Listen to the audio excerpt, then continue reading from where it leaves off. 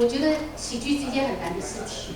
然后就像国秀老师，我觉得他一直在教我们，其实很多的喜剧是很悲情的状况，遇到一些情境会遇到的。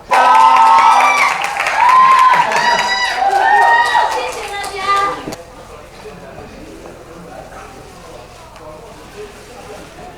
谢谢你们可以进来看到你们。谢谢。还需要中间再一下最完美的照片。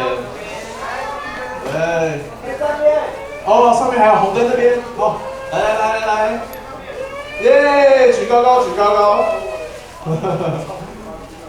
好，麦克风立下。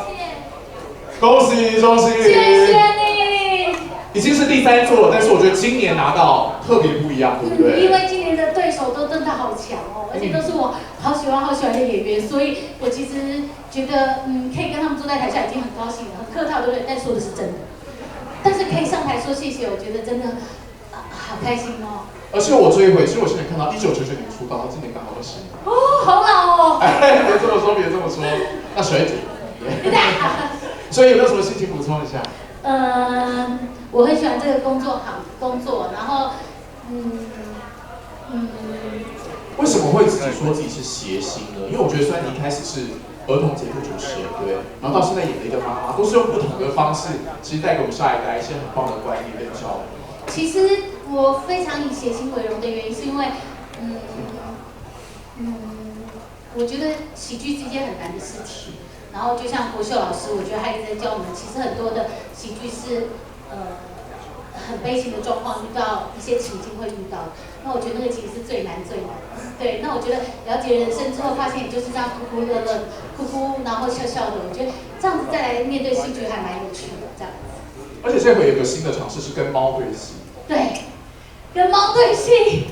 其实我很感谢那个场景，因为那个场景进去的时候就很阿杂，因为进去就是整个房间非常的拥挤，然后你知道猫尿跟猫屎有多惊人，在很热的地方你打开你就好想出去哦。然后在那环境里头，我觉得很感谢导演还有所有的工作人员把那个环境布置的那么好，让我可以真的生活在里头。猫也帮你入戏。对。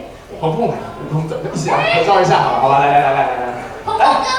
来，一起来让合照，好不好？